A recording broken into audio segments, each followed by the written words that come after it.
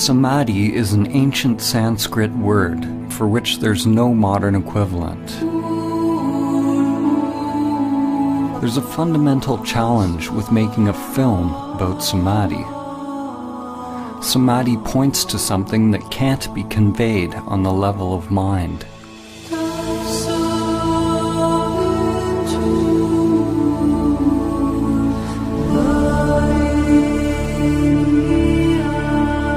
This film is simply the outer manifestation of my own inner journey.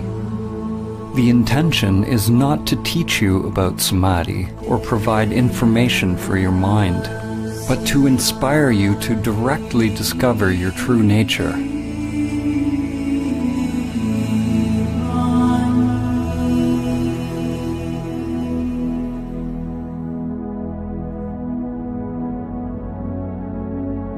Samadhi is relevant now more than ever.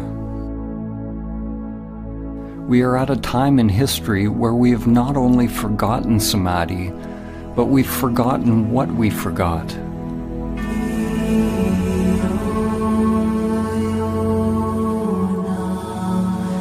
This forgetting is Maya, the illusion of the self.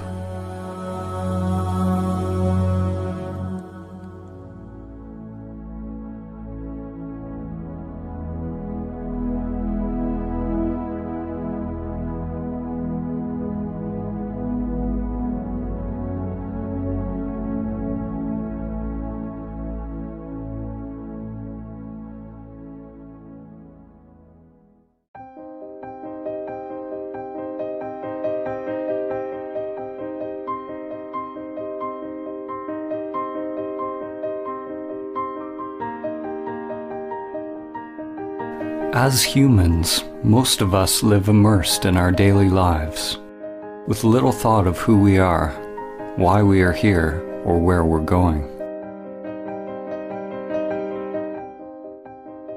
Most of us have never realized the true self, the soul, or what the Buddha called anatta, that which is beyond name and form, beyond thinking. As a result, we believe we are these limited bodies. We live in fear, either conscious or unconscious, that the limited self-structure that we are identified with will die.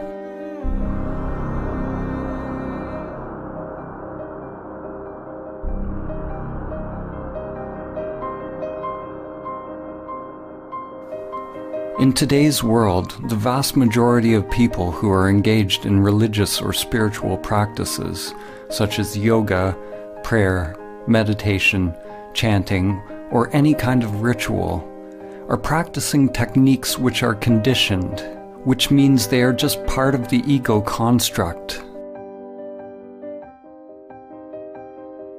The seeking and the activity isn't the problem. Thinking you have found the answer in some external form is the problem. Spirituality, in its most common form, is no different than the pathological thinking that is going on everywhere. It is a further agitation of the mind, more human doing as opposed to human being. The ego construct wants more money, more power, more love, more of everything. Those on the so-called spiritual path desire to be more spiritual, more awake, more equanimous, more peaceful, more enlightened. The danger for you watching this film is that your mind will want to acquire Samadhi. Even more dangerous is that your mind might think it has acquired Samadhi. Whenever there's a desire to attain something, you can be sure it's the ego construct at work. Samadhi is not about attaining or adding something more to yourself.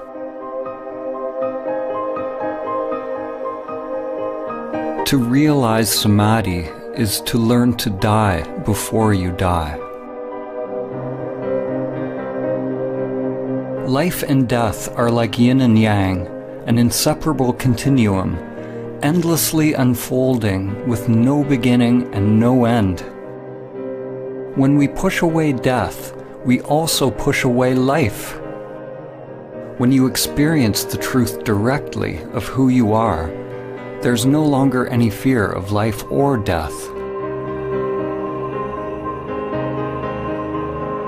We're told who we are by our society and our culture. And at the same time, we're slaves to the deeper unconscious biological craving and aversion that governs our choices.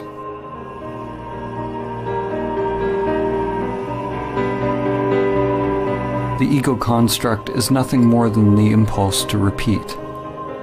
It's simply the path that energy once took, and the tendency for the energy to take that path again, whether it is positive or negative for the organism.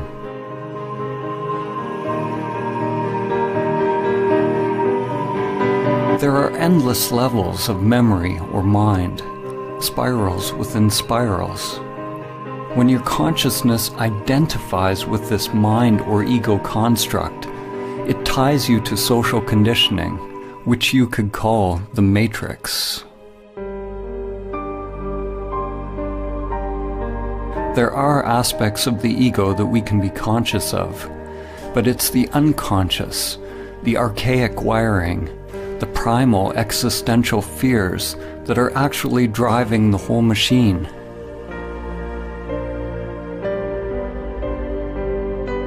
Endless patterns of grasping towards pleasure and avoidance of pain are sublimated into pathological behaviors.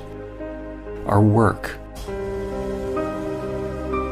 our relationships, our beliefs, our very thoughts, and our whole way of living. Like cattle, most humans live and die in passive subjugation, feeding their lives to the matrix.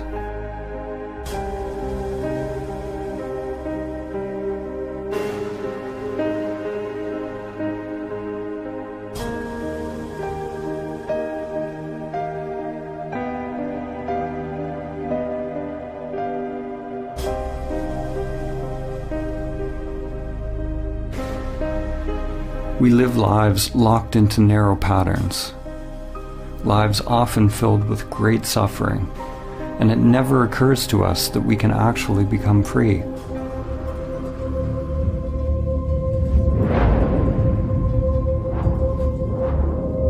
It is possible to let go of the life that has been inherited from the past, to live the one that is waiting to come forth through the inner world.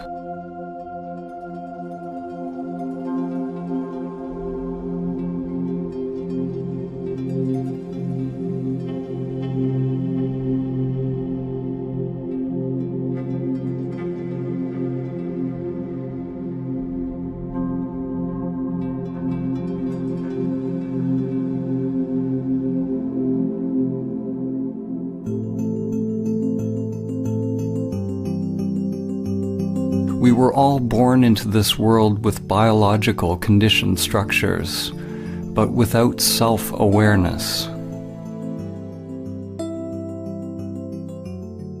Often, when you look into a young child's eyes, there's no trace of self, only luminous emptiness. The person one grows into is a mask worn over consciousness. Shakespeare said, "All the world's a stage, and all the men and women merely players."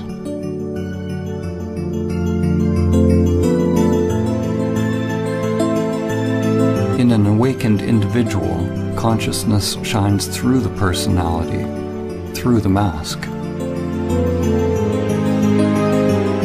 When you are awake, you don't become identified with your character. You don't believe that you are the masks that you are wearing. But nor do you give up playing a role.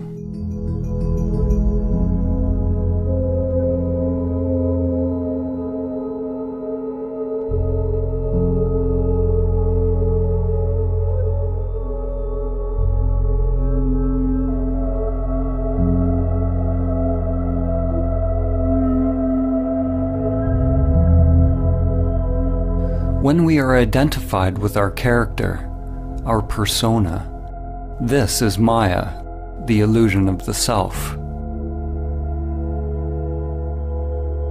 Samadhi is awakening from the dream of your character in the play of life.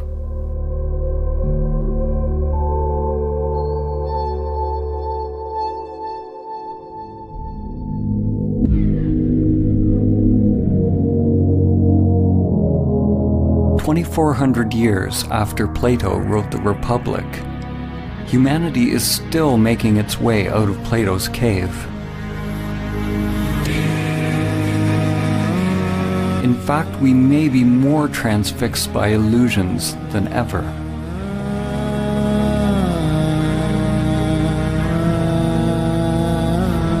Plato had Socrates describe a group of people who lived chained in a cave all their lives, facing a blank wall. All they could see were shadows projected on the wall by the things passing in front of a fire which was behind them. This puppet show became their world.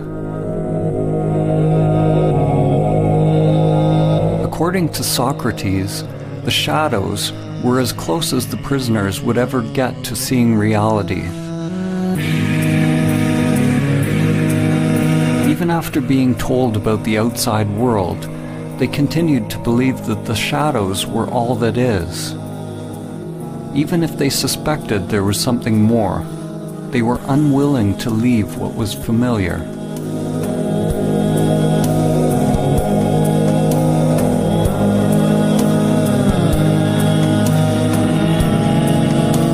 Humanity today is like the people who have only seen the shadows on the cave wall. The shadows are analogous to our thoughts. The world of thinking is the only world that we know, but there is another world that's beyond thinking, beyond the dualistic mind. Are you willing to leave the cave? To leave all that you have known, to find out the truth of who you are?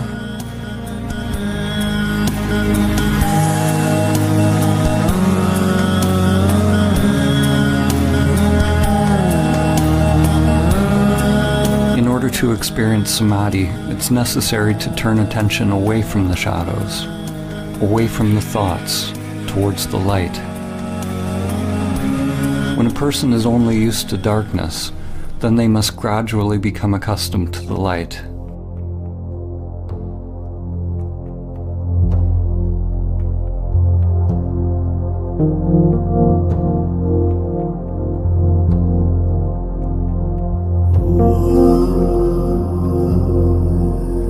Like acclimatizing to any new paradigm, it takes time and effort, and a willingness to explore the new, as well as shed the old.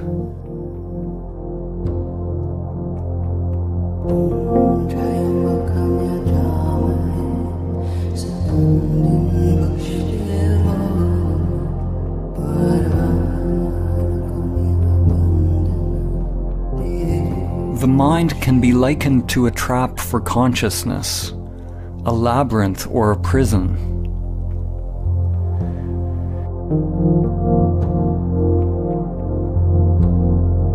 It is not that you are in prison, you are the prison.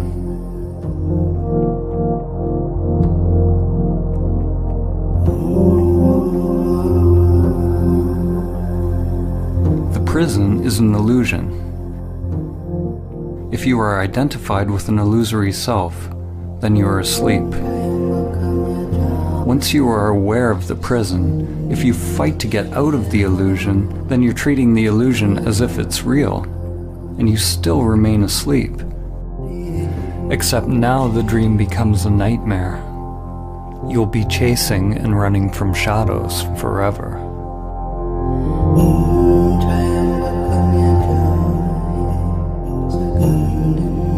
Samadhi is awakening from the dream of the separate self, or the egoic construct.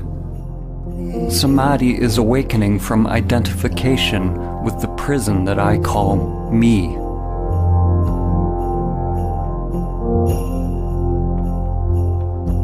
You can never actually be free because wherever you go, your prison is there. Awakening is not about getting rid of the mind or the matrix. On the contrary, when you're not identified with it, then you can experience the play of life more fully, enjoying the show as it is, without craving or fear. In the ancient teachings, this was called the divine game of Leela, the game of playing in duality.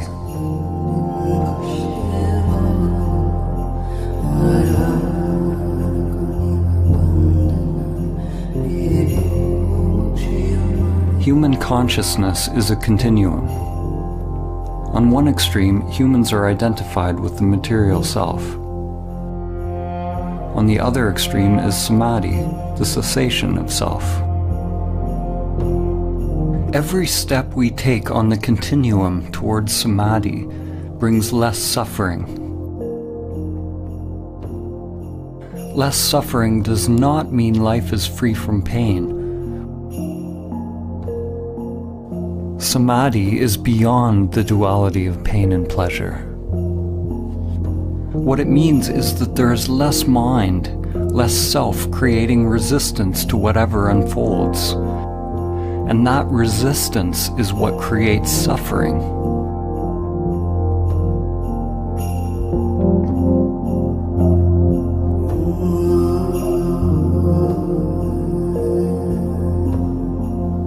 Realizing Samadhi even once allows you to see what is at the other end of the continuum, to see that there is something other than the material world and self-interest. When there is an actual cessation of the self-structure in Samadhi, there is no egoic thought, no self, no duality, yet there is still the I am, anatta, or no self. In that emptiness is the dawn of prajna, or wisdom. The understanding that the immanent self is far beyond the play of duality, beyond the entire continuum. The immanent self is timeless, unchanging, always now. Enlightenment is the merging of the primordial spiral, the ever-changing manifested world, or lotus, in which time unfolds, with your timeless being. Your inner wiring grows like an ever-unfolding flower as you disidentify with the self, becoming a living bridge between the world of time and the timeless.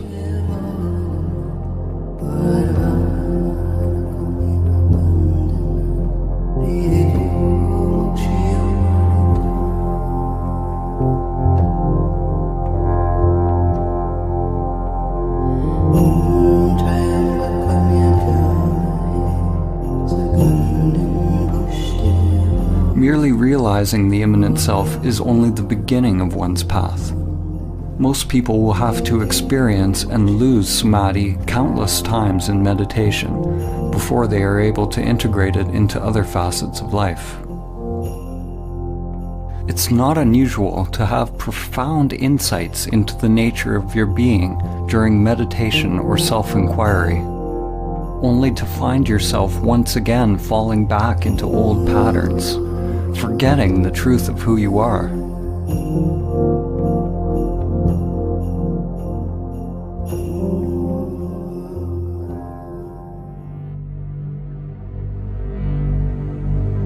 To realize that stillness or emptiness in every facet of life, every facet of oneself, is to become emptiness, dancing as all things.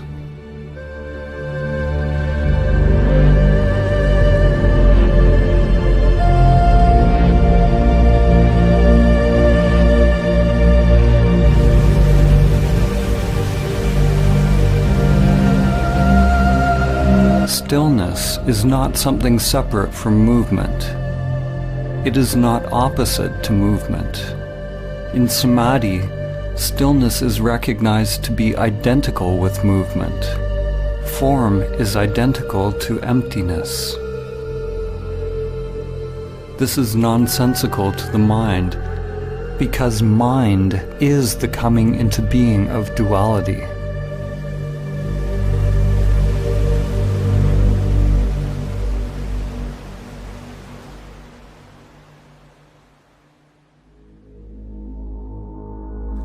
René Descartes, the father of Western philosophy, is famous for the saying, "I think, therefore I am." No other phrase more clearly encapsulates the fall of civilization and the full-scale identification with the shadows on the cave wall. Descartes' error, like the error of almost all humans, was the equating of fundamental being with thinking.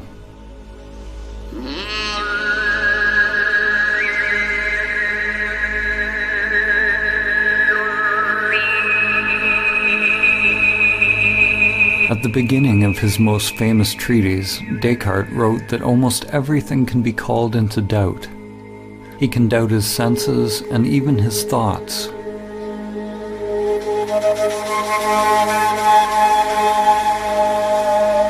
Likewise, in the Kalama Sutra, the Buddha said that in order to ascertain the truth, one must doubt all traditions, scriptures, teachings, and all the content of one's mind and senses.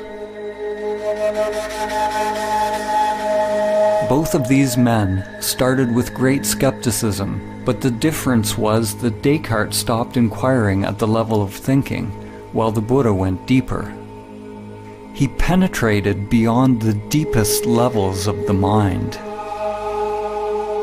Maybe, if Descartes had gone beyond his thinking mind, he would have realized his true nature, and Western consciousness would be very different today. Instead, Descartes described the possibility of an evil demon that could be keeping us under a veil of illusion. Descartes did not recognize this evil demon for what it was.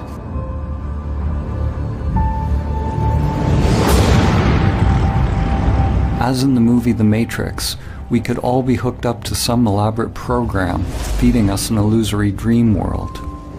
In the movie, humans lived out their lives in the Matrix, while on another level they were merely batteries, feeding their life force to the machines, which used their energy for their own agenda.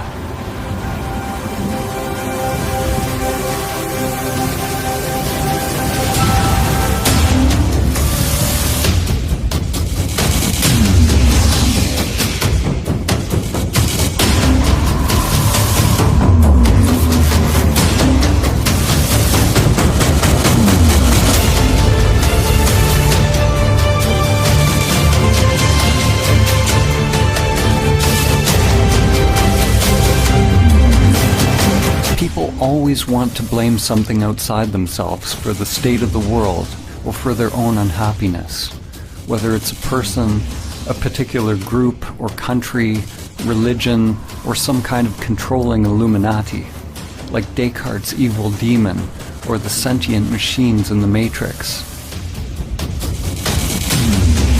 Ironically, the demon Descartes envisioned was the very thing that he defined himself by. When you realize Samadhi, it becomes clear that there is a controller. There is a machine, an evil demon leeching your life day after day.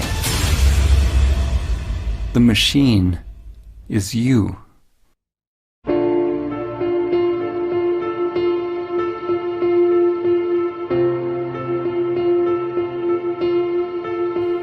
Your self-structure is made up of many little conditioned subprograms, or little bosses.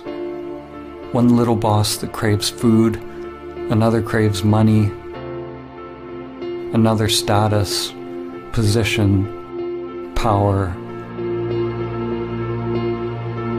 sex, intimacy. Another wants consciousness or attention from others. The desires are literally endless and can never be satisfied. We spend a lot of our time and energy decorating our prisons, succumbing to pressures to improve our masks and feeding these little bosses, making them more powerful. Like drug addicts, the more we try to satisfy the little bosses, the more we end up craving.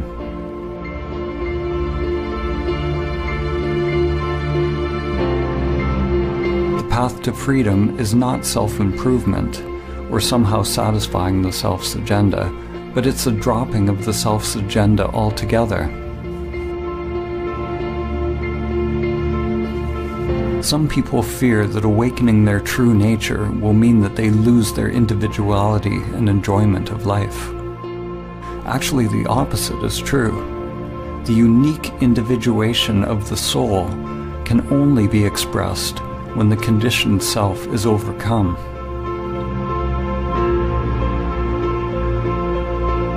Because we remain asleep in the matrix, most of us never find out what the soul actually wants to express.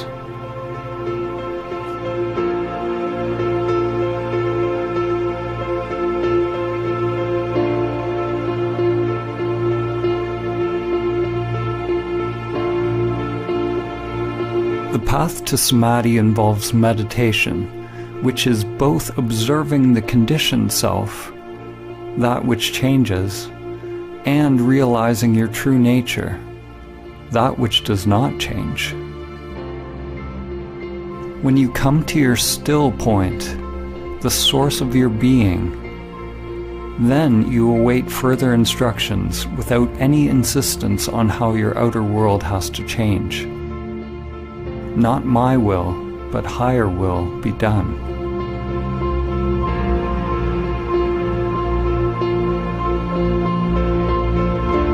If the mind only tries to change the outer world to conform with some idea of what you think the path should be, it's like trying to change the image in a mirror by manipulating the reflection. To make the image in a mirror smile, you obviously can't manipulate the reflection. You have to realize the you that is the authentic source of the reflection. Once you realize the authentic self, it doesn't mean that anything on the outside necessarily needs to change. What changes is the conscious, intelligent inner energy, or prana, which is freed from conditioned patterns and becomes available to be directed by the soul. You can only become aware of the soul's purpose when you are able to watch the conditioned self and its endless pursuits, and let them go.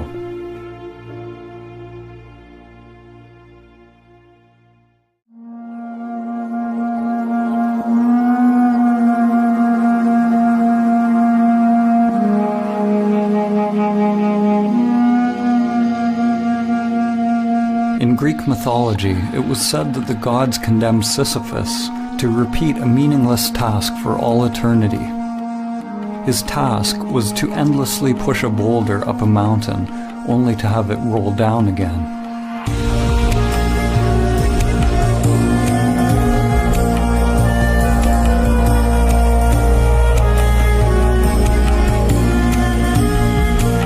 The French existentialist and Nobel Prize-winning author, Albert Camus, saw the situation of Sisyphus as a metaphor for humanity. He asked the question, how can we find meaning in this absurd existence?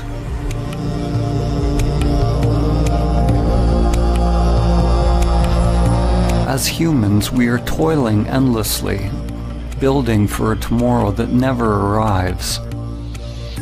And then we die.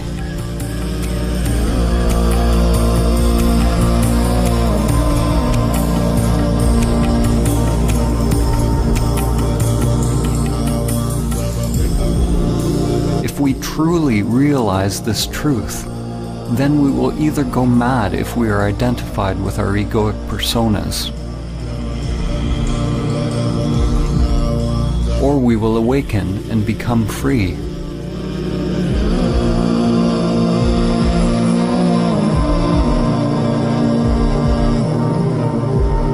We can never succeed in the outer struggle because it's just a reflection of our inner world. The cosmic joke, the absurdity of the situation becomes clear when there's a complete and utter failure of the egoic self to awaken through its futile pursuits.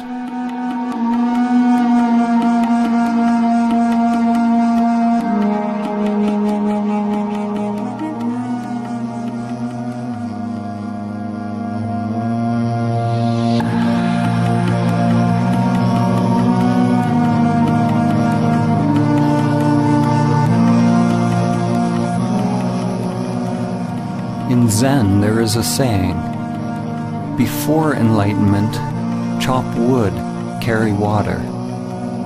After enlightenment, chop wood, carry water.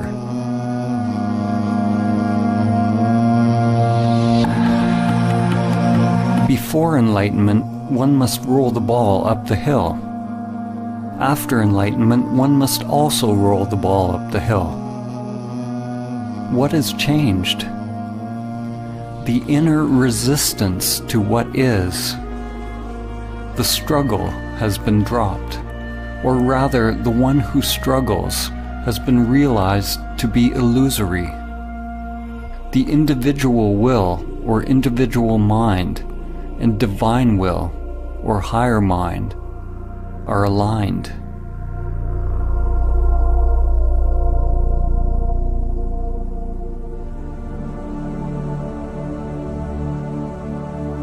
Samadhi is ultimately a dropping of all inner resistance to all changing phenomena without exception.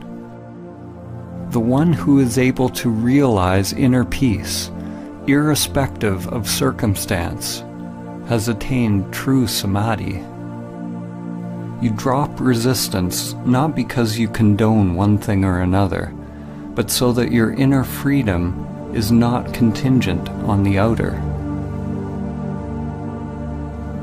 It's important to note that when we accept reality as it is, it doesn't necessarily mean that we stop taking action in the world, or we become meditating pacifists.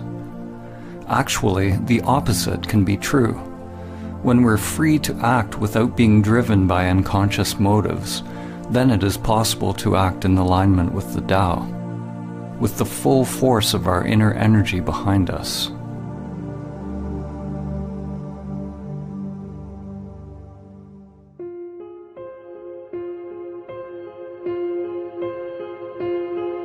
Many will argue that in order to change the world and bring about peace, we need to fight harder against our perceived enemies. Fighting for peace is like shouting for silence. It just creates more of what you don't want. These days there's a war against everything. A war against terror, a war against disease, a war against hunger. Every war is actually a war against ourselves.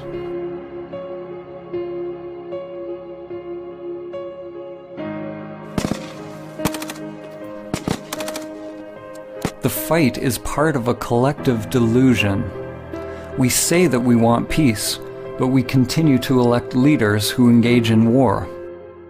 We lie to ourselves, saying that we are for human rights, but continue to buy products made in sweatshops. We say we want clean air, but we continue to pollute. We want science to cure us of cancer, but won't change our self-destructive habitual behaviors that make us more likely to be sick. We delude ourselves that we are promoting a better life. We don't want to see our hidden parts that are condoning suffering and death. The belief that we can win a war against cancer, hunger, terror, or any enemy that was created by our own thinking and behavior actually lets us continue to delude ourselves that we don't have to change the way we operate on this planet. The inner world is where the revolution must first take place. Only when we can directly feel the spiral of life within will the outer world come into alignment with the Tao. Until then, anything we do will add to the chaos already created by the mind. War and peace arise together in an endless dance. They are one continuum. One half cannot exist without the other. Just as light cannot exist without dark, and up cannot exist without down. The world seems to want light without darkness, fullness without emptiness, happiness without sadness.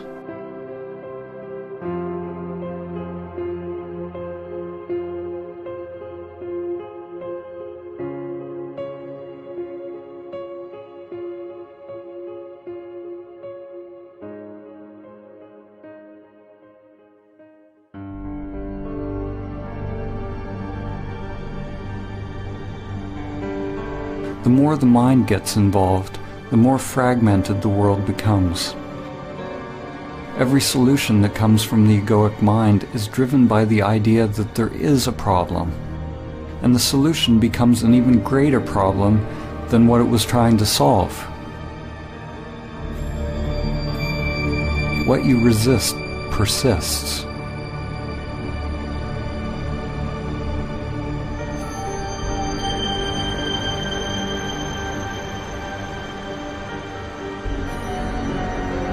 Human ingenuity creates new antibiotics, only to find nature getting more cunning as bacteria get stronger. Despite our best efforts in the ongoing fight, the prevalence of cancer is actually increasing. The number of hungry people in the world steadily grows. The number of terrorist attacks worldwide continues to rise.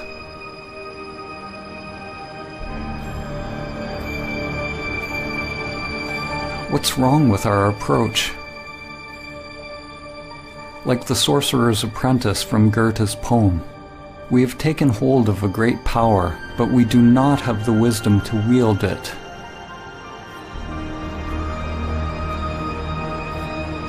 The problem is that we do not understand the tool that we are using. We do not understand the human mind and its proper role and purpose.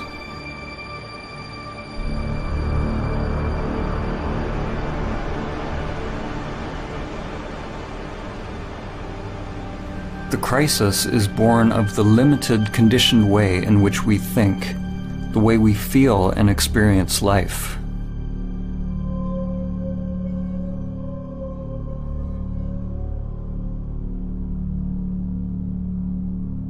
Our rationalism has robbed us of our ability to recognize and experience the wisdom of many ancient cultures.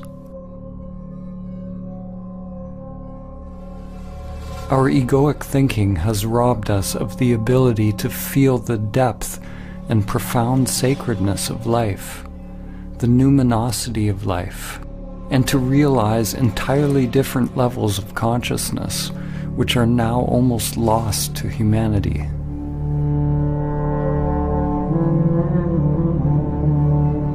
In the ancient Egyptian tradition, netters were archetypal forms whose characteristics could be embodied by those who purified their physical and spiritual bodies in such a way that they were fit to house higher consciousnesses. The original netter, or the divine principle of this wisdom, was known as Thoth, or Tehuti, often depicted as a scribe with the head of a bird or ibis, and represented the origin of all knowledge and wisdom. Thoth could be described as the cosmic principle of thinking, or thought. Thoth gave us language, concepts, writing, mathematics, and all the arts and manifestations of the mind. Only those who had gone through special training were allowed to access Thoth's sacred knowledge. The Book of Thoth is not a physical book, but is the wisdom of the Akashic or etheric realm. Legend tells that Thoth's knowledge was deeply hidden in a secret place within every human being, and was protected by a golden serpent.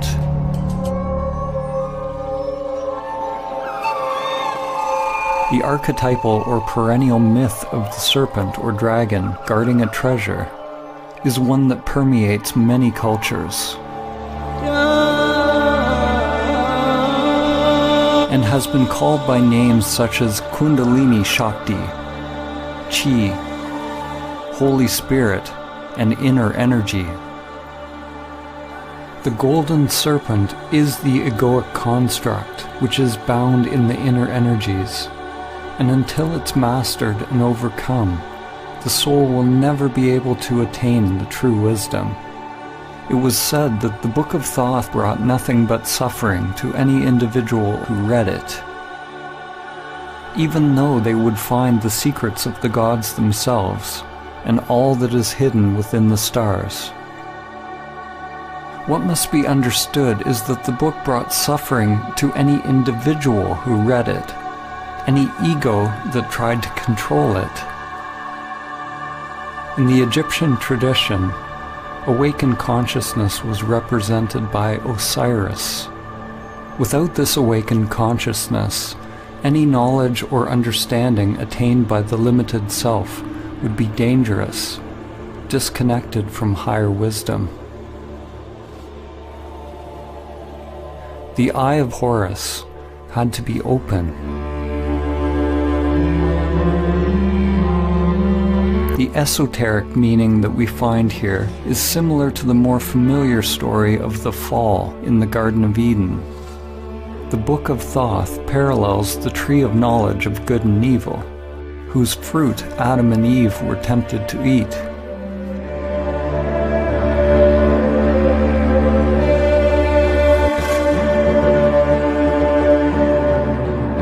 Humanity, of course, has already eaten the forbidden fruit, already opened the Book of Thoth, and has been cast out of the garden.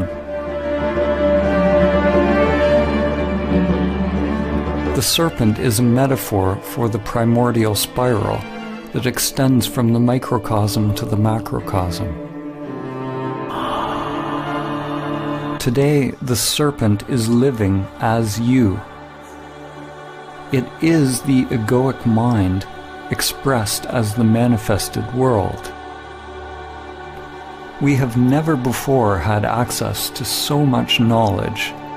We've gone deep into the material world, even finding the so-called God particle. But we've never been more limited, more ignorant of who we are and how to live.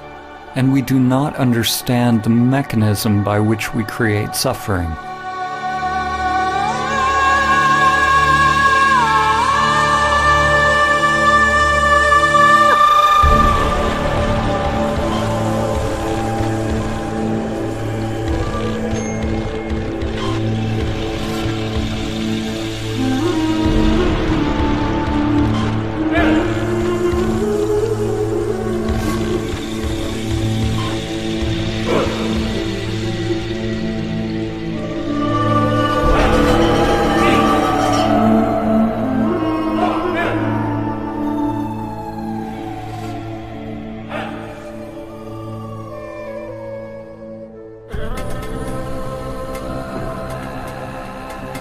Our thinking has created the world as it is now. Whenever we label something as good or bad, or create a preference in our mind, it's due to the coming into being of egoic structures, or self-interests. The solution is not to fight for peace or conquer nature, but to simply recognize the truth that the very existence of the ego structure creates duality, a split between self and other, mine and yours, man and nature, inner and outer. The ego is violence. It requires a barrier, a boundary from the other in order to be. Without the ego, there's no war against anything. There's no hubris. There's no overreaching nature to create profit. These external crises in our world reflect a serious inner crisis. We don't know who we are. We are completely identified with our egoic identities, consumed by fears, and are cut off from our true nature. Races, religions, countries, political affiliations, and any group that we belong to all reinforce our egoic identities. Almost every group that exists on the planet today wants to claim its perspective as true and correct, as we do on an individual level. By claiming the truth as its own, the group perpetuates its own existence, in the same way that an ego or self-structure defines itself against other. Now, more than ever, different realities and polarized belief systems are coexisting on Earth. It is possible for different people to experience completely different thoughts and emotional reactions to the very same external phenomena. In the same way, samsara and nirvana, or heaven and hell, are two different dimensions occupying the very same world. An event that may appear apocalyptic to one person could be seen as a blessing to another. So what is becoming obvious is that your external circumstances don't have to affect your inner world in any particular way. To realize Samadhi is to become a self-propelled wheel, to become autonomous, a universe unto oneself. Your experience of life is not contingent on changing phenomena.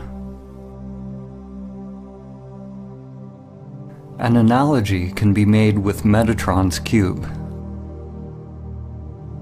Metatron is mentioned in various ancient Christian, Islamic, and Jewish texts, and is archetypally related to the Egyptian Neter Thoth, as well as Hermes Trismegistus of Greece. Metatron is intimately connected with the Tetragrammaton.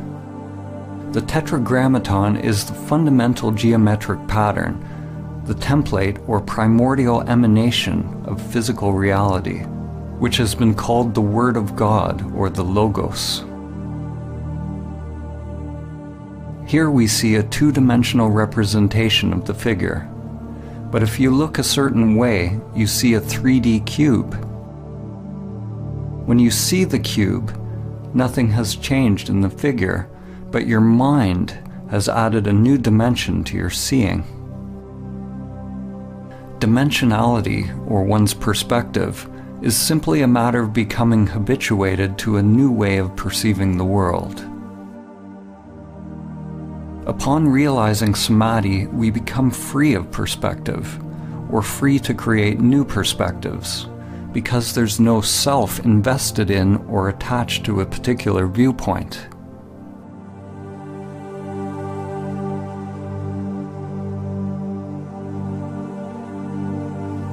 The greatest minds in human history have often pointed to levels of thought beyond the limited self-structure. Einstein said, "The true measure of a human being is determined primarily by the measure and sense in which he has attained liberation from the self."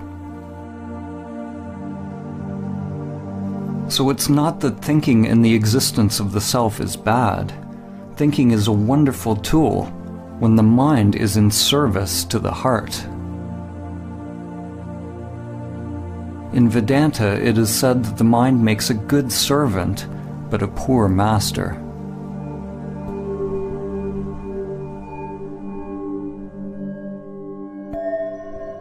The ego perpetually filters reality through language and labels, and is constantly judging, preferring one thing over another. When the mind and senses are your master, they will create endless suffering, endless craving and aversion, locking us into the matrix of thinking.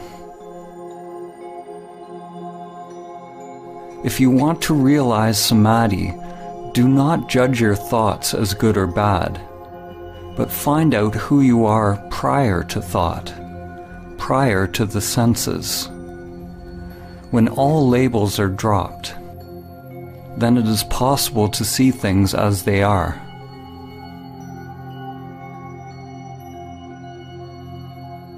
The moment a child is told what a bird is, if they believe what they're told, then they never see a bird again. They only see their thoughts.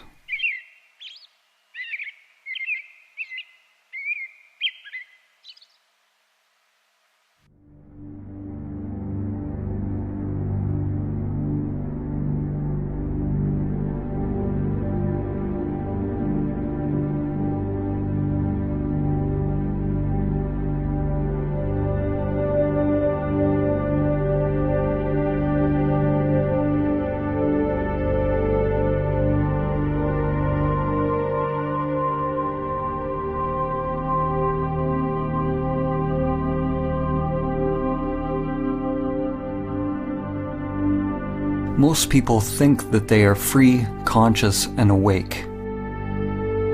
But if you believe you are already awake, then why would you do the difficult work to attain what you believe you already have? Before it becomes possible to awaken, it is necessary to accept that you are asleep, living in the matrix. Examine your life honestly without lying to yourself. Are you able to stop your robotic, repetitive life patterns if you want to? Can you stop seeking pleasure and avoiding pain? Are you addicted to certain foods, activities, or pastimes? Are you constantly judging, blaming, criticizing yourself and others? Does your mind incessantly seek out stimulus, or are you completely fulfilled just being in silence?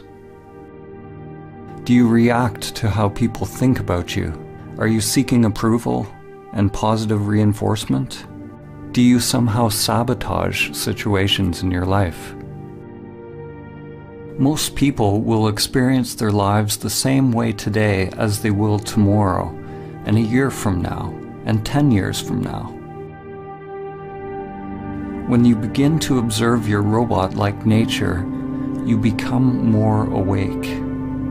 You begin to recognize the depth of the problem. You are completely and utterly asleep, lost in a dream.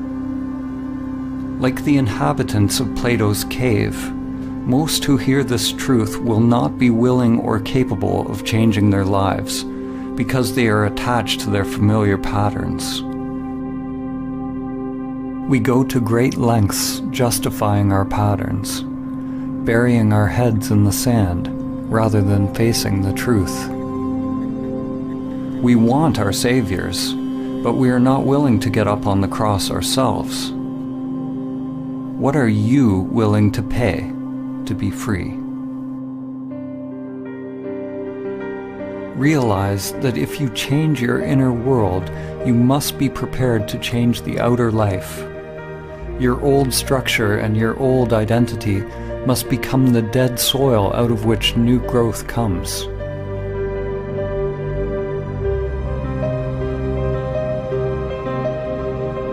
The first step to awakening is to realize that we are identified with the matrix of the human mind, or the mask.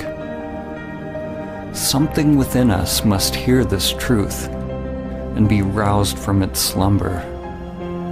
There's a part of you, something timeless, that has always known the truth.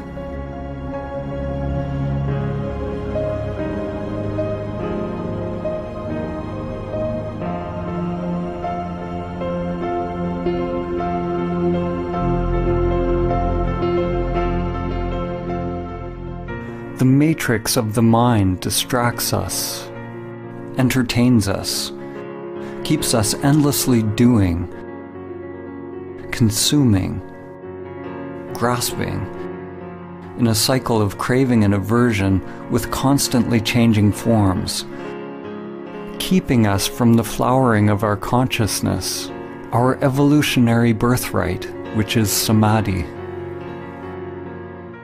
Pathological thinking is what passes for normal life.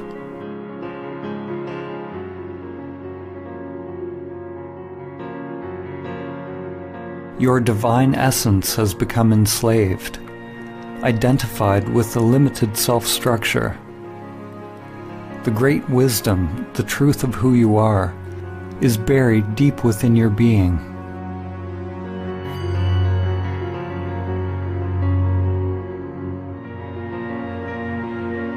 J. Krishnamurti said, "It is no measure of one's health to be well adjusted to a profoundly sick society."